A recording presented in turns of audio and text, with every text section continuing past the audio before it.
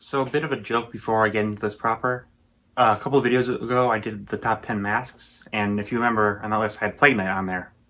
And originally I had a joke that said we're entering a new apocalypse, a new plague, but I cut it because I thought the virus would blow over by the time the video was released. Needless to say, I'm wrong. I don't think it's a stretch to say that 2020 is one of the worst years in recent history, at the very least. Like, in between everything that's happened, it's fair to say I'm just not having a very good time. The virus is a thing that happened. I know you probably didn't know that. I don't know what I'm doing in my life. Anyways, the virus happened. It sucked. I hate it. It was bad. And it happened, though. And it's really weird because, like, I'm looking straight at the camera, but okay. Anyways, virus happened. It was bad. I did stuff while we were in quarantine because we were forced to stay inside. We still are. I don't really know what's going on with the world anymore. But frick it. I'm bored. I want to talk about stuff. And I want to do more videos where I just kind of talk about stuff. Like, it's fun every once in a while. And by every once in a while, I mean every video I do besides this one, to have a video where I just talk about my drugged up shower thoughts, which, don't worry, there's plenty more of those. But for now, I just want to talk about all the movies, the games, the TV shows, the whatever the heck, frick, whatever I experienced while in quarantine, pretty much. For the first time, or for a significant amount of time. Yeah, let's just start. Oh yeah, and I should mention these aren't like full reviews. These are just kind of scared thoughts or whatever I want to talk about. As a gamer, I don't get respect. It's only Animal Crossing. It's only Animal Crossing. It's only Animal It's only Animal Crossing. It's just a green wall. It's only Animal Crossing. It's only Animal It's Crossing. only Animal Crossing. DM me for Tom Nook and Jesus Christ. Anyways, about the furry life sim. Animal Crossing was my most anticipated game of the year. I played New Leaf every single day until my 3DS literally reset itself. Thanks, Rossetti. You freaking dang thing, Rossetti, you idiot. I've been itching for a new Animal Crossing ever since then, and in my opinion, New Horizons does not disappoint. It leaps and bounds above New Leaf. The crafting mechanic is a small change that makes a big difference. This game just makes me happy with all of its little quirks. Dodo Airlines is a fun way to visit islands and love dodos, even though I'm pretty sure Wilbur has killed someone in the past. You can't hide from me, Wilbur. The Nooks and Isabel and all the other NPCs are so nice. They make me happy, okay? My favorite being Flick, because chameleons are a banger, and he's emo to the extremo. My current villagers are Flo, Tink, Egbert, B, who's my favorite villager, just by asking to leave 4 times as of now. Why do you want to hurt me so much? Puddles, Purr, Gruff, Rocco, Gwen, and Raymond. Yes, I have a funny cat who goes for hundreds of dollars secondhand. He starts with 5 million bells. Pay up. I'm really hoping for Tangy, who's my favorite villager in New Leaf, Drago, who's a villager just always wanted because he looks cool, and any of the octopi, because my island's name is Gloomy Isle, because Inkling, and I just kind of need an octopus to go there. It just seems fitting. It seems a lot of people have dropped the game, but I'm still playing it daily. I don't ever think I'll get tired of it, honestly. It's just relaxing for me. And I mean, I never got tired of New Leaf. With that being said, it's not perfect. For some minor things, there's a lot of things that are missing that were in New Leaf. I really miss like the Nintendo items that you could get. Before Flick came in, my favorite characters were Captain and Rossetti. Neither of them are in the game for some reason. For some new problems, I know it's been said before, the game could use a lot of minor quality of life stuff. Like being able to craft multiple things at once, not repeating text as often from villagers or flavor text from bugs, fish, clams. These are all minor nitpicks though. That goes nowhere to ruining my experience with this game. I'd say give it a try, but you probably already have, to be honest. Well, Animal Crossing was the biggest game for me. There are some others I dabbled in here and there. I got back into playing Hollow Knight, though I suck at it. I got back into playing Cuphead, though I suck at it. But I've heard it's easier in 2-player mode, and that's what my friends have said they will help me when we're done with quarantine, so thanks guys. Please. I played Undertale again, and I do not suck at it, but my Joy-Cons drift, and it's physically impossible to beat Doggo because of that, so frick. However, there was one other big game that I started playing recently for the first time. I wanted something to supplement Animal Crossing, so I went to Walmart to get Luigi's Mansion 3. I've always wanted to play Luigi's Mansion game, but I just never got around to playing the other two. So I finally got my chance here, and Walmart did not have it. So I said it was my second option, Dragon Quest XI. It's a long game, which is something where it'd be nice while I'm stuck at home. I love Hero and Smash. Everyone says the game is great. I'm so happy to finally start this long-running franchise, and Walmart didn't have it either. Well, I was out of options. So I had to do something I promised myself I'd never do. Doc, I started playing Fire Emblem. Motherfucker.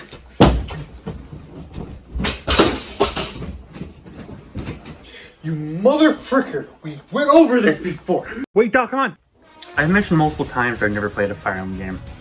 I wanted to play Awakening, but it was a lower priority, and again, my 3DS is busted, so I never got around to it. But I mean, I'm a Nintendo fan, and Fire Emblem is slowly becoming one of their biggest franchises, and I might as well play a Fire Emblem game, because that means I can actually have a chance to get a character I want from one of my favorite franchises in Smash. One day, my sweet prince. One day. I probably should put that in the video. So, I got three houses, and honestly, I'm really enjoying it. I played on normal mode and casual, because this is my first Fire Emblem game again. I'll do more routes if I do, and if I do more routes, I'll raise the difficulty. I joined Golden Deer just because collage seems fun. That no deep reason besides that. I'm not sure of the differences in the routes. I heard some people say that Cloud's their favorite, other people say it's their least favorite. I'm enjoying it so far. Favorite thing about the game so far is the characters. Every character, even the minor ones, have just a very big and distinct personality, and they're all super memorable, to the point where I could see every single person who played this game having a different favorite character. My favorite so far is Bernadetta. All she wants to do is stay in her house by herself, thanks to her crippling anxiety, while she eats cake. I relate to that on a spiritual level. I love her so much that I try to get her on my team, so I gave her all these flowers and gifts and took her to tea, and I changed my entire playstyle just to impress her. And this makes me sound like a giant simp saying this out loud, but I mean, she did join the Golden Deer, so I mean, simp power. I'm enjoying it so far. I put a lot of time into it, and I'm not even close to being done with Golden Deer.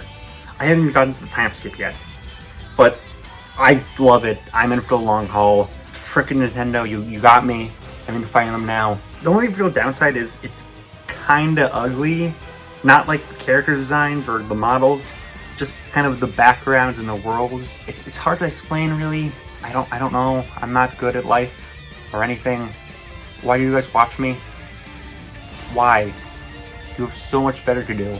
Like you probably look to the suggested videos to the side. I don't even know if it's that side because I'm an idiot. But you could look at the videos at the side, there's probably like, I don't know, whatever you guys watch. Kung Fu Panda hentai, I don't know. But that's really all I have for negatives. Granted, I'm nowhere near the end of the game, so it could all fall apart, but this is just a brief thoughts, not a review. I do truly love this game. I don't want a million characters in Smash Bros. Though. Please, Sakurai. Please. I'll give you please. Are you watching any anime? I'm a huge fan of animation, but I mostly focus on animated films and not the television side of things. With quarantine though, I gotta catch up a lot of more recent cartoons that I have missed. I've seen a lot of stuff over the quarantine. I don't even know where to start. How about this one? This show, Cat. I like Cat. Cat is nice. Except Cat isn't always nice, but we'll get to that later. Momo is an interesting show. It's got a really cute art style and fun characters, but the characters, how do I put this? They're kind of awful human beings, or cats and badgers and bats and abominations. They all want to save their town and be heroes, but they're also super egotistical and they attack innocent people. And in a world where children's media, our characters are always like good role models, it's just hilarious. This show is just something you watch and you want to laugh. And it's really good at that. My favorite part of the show is the Sky Pirates. The group have a legitimate chemistry with each other, and they always like get beaten up so brutally at the end of the episodes, and it's kind of sad, even though they're supposed to be the bad guys. And, you know, they're hilarious. So, Yeah, may not be anything mind-blowing or revolutionary, but if you just want something fun, I highly recommend this show. It's hilarious. Something that's less hilarious is Infinity Train. This is a show I wanted to watch for a while, but I just didn't. But I'm glad I did. The idea on its own is great. A train of almost infinite different rooms with different locations and characters. The series is currently 2 seasons deep, and both are great. Book 1 focuses on Tulip, a girl who goes through a crisis because her parents are getting divorced, and along with a handful of other problems. Yeah, the show can get pretty dark if that didn't tip you off. Despite that, the show remains entertaining despite being more distressing in my social life. The different worlds and the characters they all meet are interesting and memorable, including a king dog, a sphere that keeps arguing with itself, and Quagsire. Even with all of its twists and turns, the show remains pretty consistent in quality. It's just great. Book 2, at first, I was kind of disappointed that Tulip was not going to be the main character, like in the first book. Instead, it was going to be her mirror version, which is a police separate character. But honestly, I like Book 2 on Book 1, and that's saying a lot. Book 2 also has my favorite train car in the entire series, which is the Toad car, which is just an empty car with a toad in it. I want to live there. I won't say much because spoilers, but like, go watch this show. Like, pretty much almost everything I talk about here I recommend, with some exceptions. The final of the Cartoon Network shows I've seen during this entire end of the world apocalypse was Craig with the Creek. People don't seem to talk about this show, which is a shame because I really like this show. I'd say personally, at a personal level, I like this more than the other two I just mentioned. It's a very, very simple show. It's just 3 friends exploring a creek. But they do a lot with that simple premise. The main 3 characters, Craig, Kelsey, and JP, are all just very fun. They all have their own little quirks and stuff. The side characters are great as well. The whole premise is that there's different groups who run the creek, and that's how the main 3 just interact with them. My favorites are the witches, because they're just like 2 goth girls who play around with the kids' shenanigans, and that's just adorable. The elders, who are looked up by everyone because they've been in the creek for so long, but they're just like weebs who play D&D all day. And then there's the horse girls, and there's just one girl there who hates horses for some reason. I don't get it, but it's gold. I love it. The show really shows childhood and imagination super well. Sometimes characters do weird things, and well, sometimes they show what really happens, other times they don't. And I think that's really creative. Obviously it's been done before, but I just think the way this show does it is especially creative and cool. My favorite episodes are Hallway to Helen, Vulture's Nest, and In the Key of the Creek. I recommend the whole show, but if you just want to, like, if you're too busy or whatever, watch these 3. So, I saw the first episode of DuckTales 2017 all the way back when it premiered, but I never got around to seeing the rest of it, and I don't really know why. Like, I love the original series, I love Disney, but I just kind of forgot about it, I guess. I don't know. But I'm all caught up now. I have to say, the show's really good, guys. Legitimately one of my favorite cartoons. Animation and voice acting worried me at first because I'm just not used to it. I'm more used to like the older designs and animation and characters and voices. But I got over it like 4th episode, 3rd episode, an episode. I got over it quickly. The way they include fan service from the original series, from classic Disney cartoons, Disney Afternoon, the DuckTales video game even, is very well handled and always appreciated but never distracting, besides for the panel appearance of the Rescue Rangers.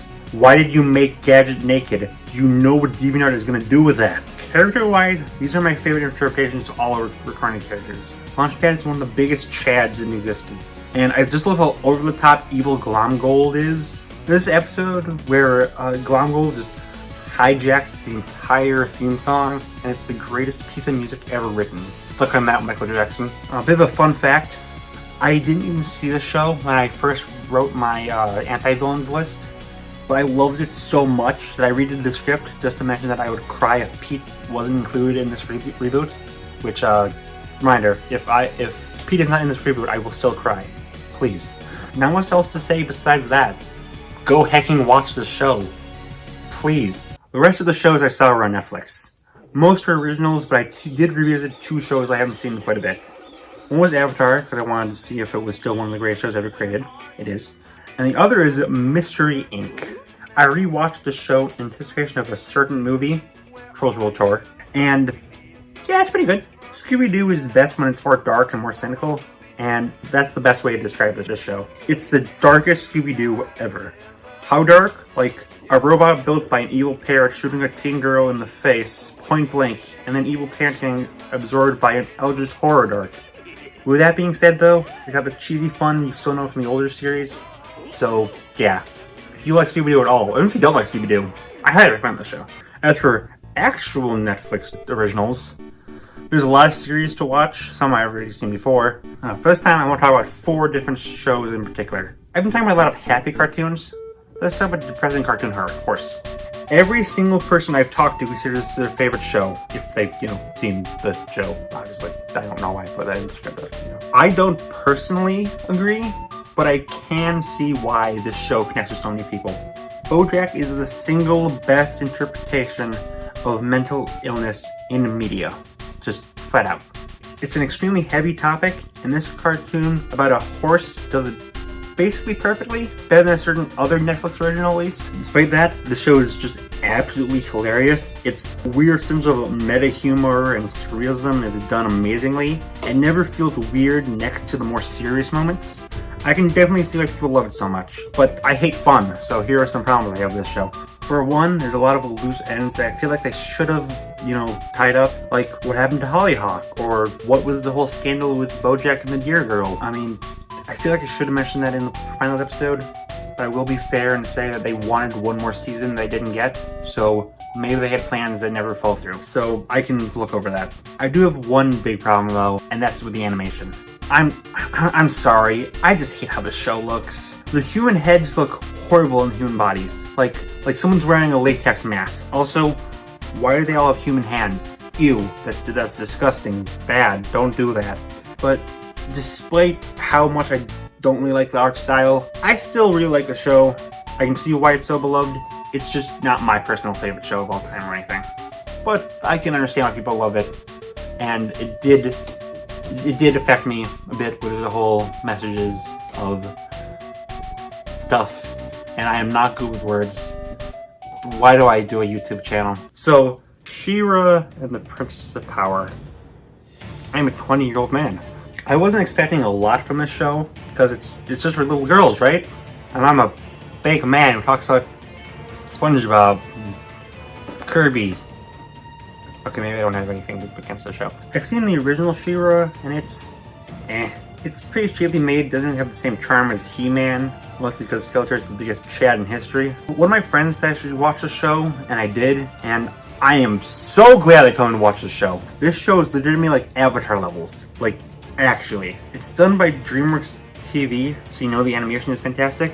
I was not expecting to get wrapped into the worlds and the characters as I did. Characters are the most layered characters in children's media, and as someone who's seen the original, it's still hard to believe I actually said that. All the other characters are just amazing as well. Entrapta is hilarious. Scorpio is a lot deeper than I expected her to be. Kyle's voiced by the same guy who does Pit, and it's great because they're both precious little angels who just get picked on for no reason, except one's like an actual angel, but give us another Kid Icarus. I love Mermista and Seahawk's little banter, and I swear to God, Swiftwind is just from a different show entirely. He just kind of stumbled on the set, except, you know, it's a cartoon, but like, shut up. I'm being kind of vague because I don't want to spoil the show because its final season just dropped. But, I mean, if you can't tell, I'm really recommending this show. Out of all the shows I'm talking about today, this is the one I recommend the most. This is my favorite. And because how much I love, like, DuckTales, that's saying a lot. Yes, it looks girly, but who cares? If it's good, it's good. Theme song is not, though. Theme song is bad. Don't at me. Since I'm talking about She-Ra, I might as well mention the other DreamWorks Netflix show I've seen. Kipo and the Age of the Wonder Beasts. No one's talked about this show, and I don't know why. I've written and rewritten this section 3 times, but it's hard to talk to the show without spoiling it. This video is long, so just watch it. It's good. Also, Season 2 dropped while I was writing this. I have not seen it yet, but I'm gonna assume it's good. The final Netflix show I want to talk about is Glitch Check, and okay. I will say this. The animation is great. If this is the aesthetic they're going for, it's visually appealing. It's done by the same guy who did Family and Chum Chum, which say you want about what you want about that show. I know the internet has said quite a lot about it, but it is a very good like animation style, at least concept-wise. And with all the time that's passed since then, they definitely improved it. And I also love the monsters that they fight. Like, my favorites being Sludge, Randy Savage, and Mega Man Sonic Love Child. But besides that, I'm sorry, this show is just super down the middle of the road for me. The characters, specifically Mikao, are super irritating. I'm sorry. She's just so annoying. I just don't care about this world or those characters. And then there's the gamer lingo. Jesus Christ. The freaking gamer lingo they shoved into the show is insufferable. There's leet speak in this show. Leet speak. In 2020. Not to mention words like noob, scrub. Put a triple mushroom into this thing. Put a triple mushroom into this thing. This is what people thought Ready Player One was going to be like. If you took the essence, the pure body, mind, and soul from that I'm not gamer because I have no life, it's because I have many poster, it would be this show. It is painful. No one talks like this. No one has ever talked like this. Okay. I can't say it's a bad show. I didn't hate my time with it. I mean, and the Castlevania episode they did for the period Castlevania, that was legitimately a lot of fun. But again, it's on Netflix. Why watch this when you can watch a billion other shows like previously mentioned BoJack Horseman, Kipo, She-Ra, or Hilda, which I saw before the quarantine, but I'm mentioning now because it's pretty much perfect. I've been throwing around terms like my favorite a lot, but no joke, it's one of my favorite cartoons, like top 3 at least. But like, as for glitch text, it's not bad. But it's not good. Don't watch it unless you like have seen every other show on Netflix that isn't these garbage. It's fine. It's meh. It's whatever. It exists. It's cringy. Also, I should mention anime briefly. By briefly, I mean so briefly because I do plan on making a full anime video eventually. But over this time, I've seen Mob Psycho 100, Senmus of the Bookworm, and Kaguya-sama, along with starting back JoJo. I like all these to some point.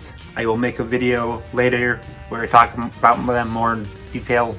I'm lazy, is what I'm trying to say. Also, I started reading a manga. Yeah!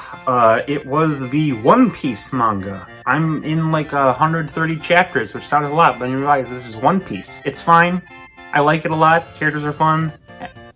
The art is decent, but kind of weird looking. Like all the female characters look the same. And, storyline is pretty much the same thing, just repeated over and over, but like, it's fun. I'll keep reading. Yeah. Yee. Look, nothing. 2020 is a really bad year for film. Because theaters are closed, I know, but still, you'd expect at least one good film to slip from the cracks. The best film I've seen this year was Onward. That's only like a 7 out of 10. It's good. I'd watch it again. The film is predictable, it isn't very funny, and I just feel like it's been done to death. I like the brothers, the ending is great. The animation is great, and there's a gremlin, and that always gives a thumbs up for me. But like that's it. It's just a pretty good film, but that's it. After that, I saw Birds of Prey, and I mentioned before I don't like modern Harley Quinn, and that's all this film is. It's just lol. Look at me, I'm random and quirky, and I break the fourth wall, and I'm gonna be die Deadpool. Lol, ha ha ha. Stop it. Harley Quinn is insufferable in this film. The action scenes carry it, but I mean, it's better than Man of Steel, and it's technically better than Batman vs Superman, Suicide Squad, and Justice League. But I'd rather watch those three because they're so entertaining. And after that, I saw Bloodshot and Capone. I legitimately cannot tell you a single thing about these films. They are that forgettable. Sonic. That was a movie I saw. Like, it's fine. I laughed a bit. Like, especially Robotnik. Robotnik was a lot of fun. I'm looking forward to the sequel, but it's a very formulaic kids film. If you've seen any of these, you've seen Sonic. And then there's Scoob.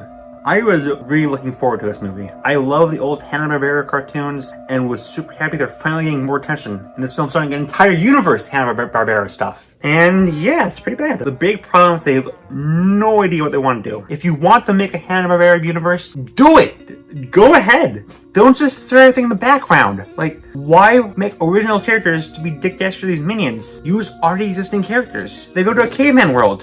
That'd be a perfect time to include the Flintstones in there. But they don't. And why even have Captain Caveman at all? He doesn't look, act, or sound like the original version does. So why even try to reintroduce these classic characters if you don't do anything with them? You know, besides make awful pop culture references that will be dated in a year. I mean, the flossing Sonic was one thing, but then there's stabbing, overused songs, freaking Simon Cowell. Why even include Simon? You can't beat Far, Far Away Idol. Don't even try. I still have some hope for this series. Like, maybe they'll realize their mistakes and they'll try to make a franchise worthy of these iconic characters. Because there is good stuff in this. It looks good. The voice acting is decent.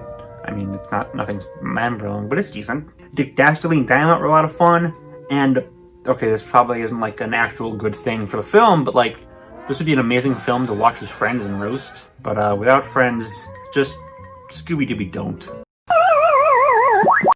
Okay, so this is just anything that doesn't fit in the previous categories. I've only seen one live-action show over this time, which is Mandalorian. I didn't know what to expect with this show. Star Wars kind of had an identity crisis, but like, this is great. I'm happy I saw this. This is a return to form for Star Wars. My favorite thing about the original series is the dirty, rustic look, combination with future tech and alien creatures, and Mando hits this right on the head. This is probably my favorite Star Wars thing since the original trilogy, which is saying a lot because I do like a lot of the other stuff.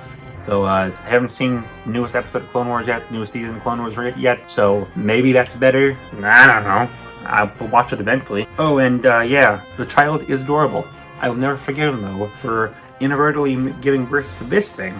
I'm just saying, once Baby Nut was revealed, that's when everything went downhill. Oh, and I collect stuff, if you couldn't tell. I got a couple new things. Let's see, Scoob. I got him at Walmart. He was pretty cheap. Yeah, I wanted a Scooby-Doo plush for a long time since I was a kid. So I finally got a chance to get a little Scooby-Doo. Even if the movie sucks. Roadrunner, Wily, got those two. Ferret, because Ferret is a— No! I'm dead! Ferret is one of my favorite Pokemon. Because of the meme. Like, exclusively because of the meme. Look at that face. Come on, Future Ryan, play the song. There we go. Look at that face. Look at that face. It's a good face. What else? Isabel. I don't know if I got that before. Same thing with Dr. Doom. Sobble. He's cute. That's it. Okay. Yeah, that's it. But that's all the stuff that I got. Because I am a greedy little hacker, and I must consume all. Oh, and obviously I've been releasing a lot more videos recently. Not counting this one, I've released 4 videos in this past year, and that's double of last year. All of them are leagues better in my opinion. I really think I'm improving a lot as a creator, even if I will never, ever get, like, more than 100 views. Please help me, Mom. And finally, I want to give an extra special shout out to everyone in the Discord servers I frequent. Some of you are real life friends, some I don't know, some of you guys I don't even know outside of it, but talking to you has been some of the greatest things that happened to me. It helped me a lot through this time. It's been super fun, whether it just be casual conversation, posting memes, voice chat. So just shout out to all of these servers, along with any like personal servers. I don't know if I should show the personal servers as friends, but like, just know that you guys are being counted because I love you. So yeah, just huge shout out to any of you guys on Discord if you're watching. Because I love you. I love you. Besides you, Hydreigon. You can go die, Dragon. And that's all I got. This was a very long video and I am super hungry. The quarantine will never end. And we will all die alone.